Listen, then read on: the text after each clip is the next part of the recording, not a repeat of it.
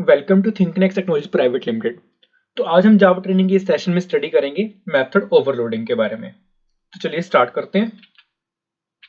Method overloading होता क्या है कि अगर आपके पास सपोज एक जावा में एक क्लास है, तो उसके अंदर अगर आप मल्टीपल मेथड्स क्रिएट करते हो, दैट मीन्स कि एक से ज्यादा मेथड क्रिएट करते हो with same name. That means कि अगर आप एक क्लास के अंदर एक से ज्यादा मेथड्स के सेम नेम रखते हो तो उसे हम बोलते हैं मेथड ओवरलोडिंग।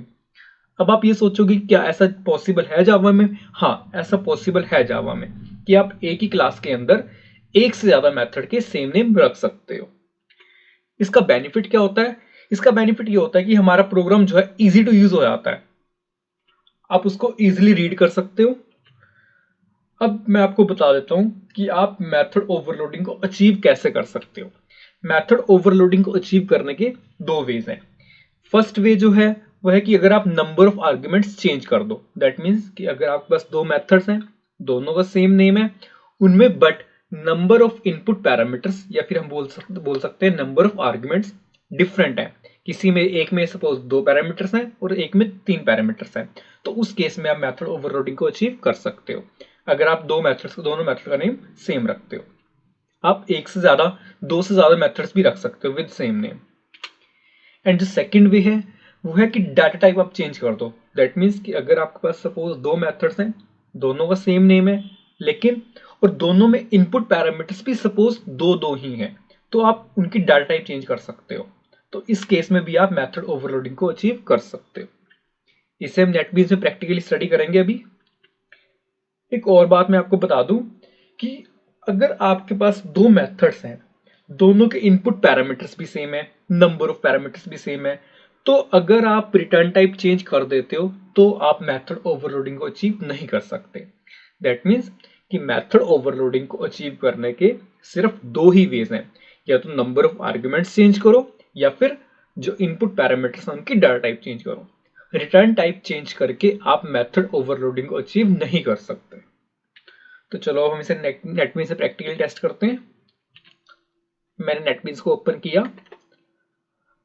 अब मैं एक मेथड क्रिएट करने वाला हूं, void sum।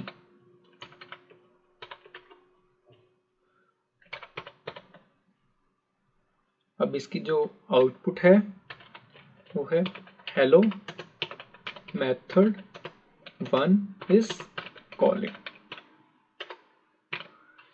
सिमिलरली अगर मैं एक और मेथड क्रिएट कर देता हूं विद सेम नेम, इसी को मैं कॉपी पेस्ट कर देता हूं अभी। ये देखो, hello method two is calling. अब यहां पर एरर आ गया क्योंकि ये दो मेथड बिल्कुल सेम नेम के हैं, इन पे कोई भी इनपुट पैरामीटर नहीं है, तो ऐसे आप मेथड ओवरलोडिंग को अचीव नहीं करते। तो जो फर्स्ट वे था वो था कि इनपुट पैरामीटर्स का काउंट चेंज कर दो। सपोज इसमें तो है एक इनपुट पैरामीटर और इसमें कोई भी इनपुट पैरामीटर नहीं है। यहां पर देखो, यहां पर एक इनपुट पैरामीटर है, यहां पर कोई इनपुट पैरामीटर नहीं है।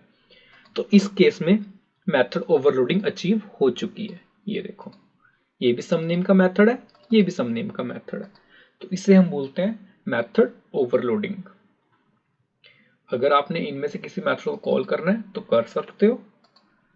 क्लास का ऑब्जेक्ट बनाया,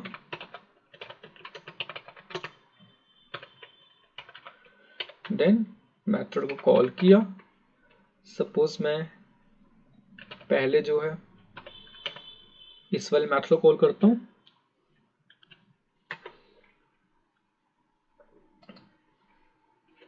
जैसे कि आप ये देख रहे हो कि अगर मुझे इस मेथड को कॉल करना है तो इसमें एक इनपुट पैरामीटर पास करना पड़ेगा जो कि इंटीजर टाइप का होना चाहिए।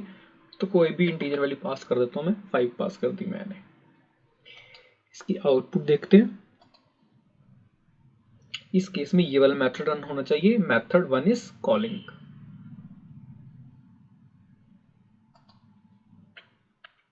अब देख सकते हो output, method one is calling.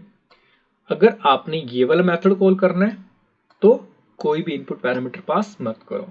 इस केस में अब ये वाला मेथड कॉल हुआ है, रन करके देख सकते हो, hello method two is calling. अगर इसमें इनपुट पैरामीटर एक है तो आप इसमें दो इनपुट पैरामीटर रख के भी आप मेथड ओवरलोडिंग को अचीव कर सकते हो। अब ये देखो, अगर मैं यहाँ पर भी एक ही इनपुट पैरामीटर रखता हूँ, वो भी इन टाइप का, तो फिर से एरर आ जाएगा, क्योंकि फिर से ये दोनों मेथड सेम हो चुके हैं। तो इसमें मैं एक और इनपुट पैरामीटर ऐड कर देता हूँ 4,5। अब इस केस में ये वाला मेथड कॉल होगा। तो ऐसे आप नंबर ऑफ पैरामीटर्स को चेंज करके मेथड ओवरलोडिंग को अचीव कर सकते हो। नेक्स्ट, जो सेकंड वे है मेथड ओवरलोडिंग को अचीव करने का, वो है कि डाटा टाइप को चेंज कर दो। सपोज इसमें भी एक इनपुट पैरामीटर है, इसमें भी एक इनपुट पैरामीटर है, तो मैं इस पैरामीटर की डाटा टाइप चेंज कर देता हूं। तो अब देखो यहां पर कोई एरर नहीं है। तो अगर आप इंटीजर पास करोगे तो ये वाला मेथड कॉल होगा, अगर आप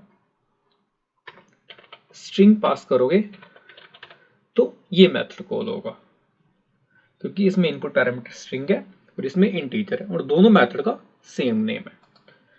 तो आपने देखा कि कैसे आप टू वेज से मेथड ओवरलोडिंग को अचीव कर सकते हो। या तो आप नंबर ऑफ इनपुट पैरामीटर्स को चेंज कर लो, या फिर जो इनपुट पैरामीटर है उसकी डाटा टाइप को चेंज कर दो।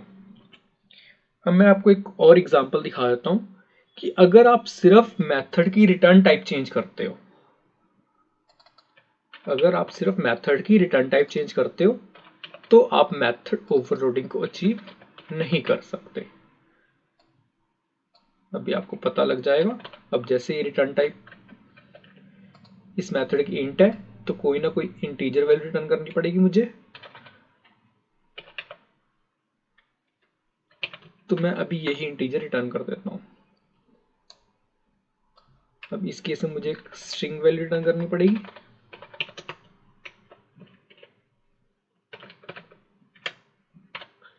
ये देखो यहां पर अभी भी एरर आ रहा है, क्योंकि आप सिर्फ रिटर्न टाइप चेंज करके भी मेथड ओवरलोडिंग को अचीव नहीं कर सकते। तो मेथड ओवरलोडिंग को अचीव करने के सिर्फ और सिर्फ दो ही वेज हैं, या तो नंबर ऑफ इनपुट पैरामीटर्स को चेंज करो, या फिर जो इनपुट पैरामीटर्स हैं उनकी डाटा टाइप को चेंज करो। मेथड ओवरलोडिंग बस इतना ही। Thanks for watching this session. For the next session Java training, keep watching. Thank you.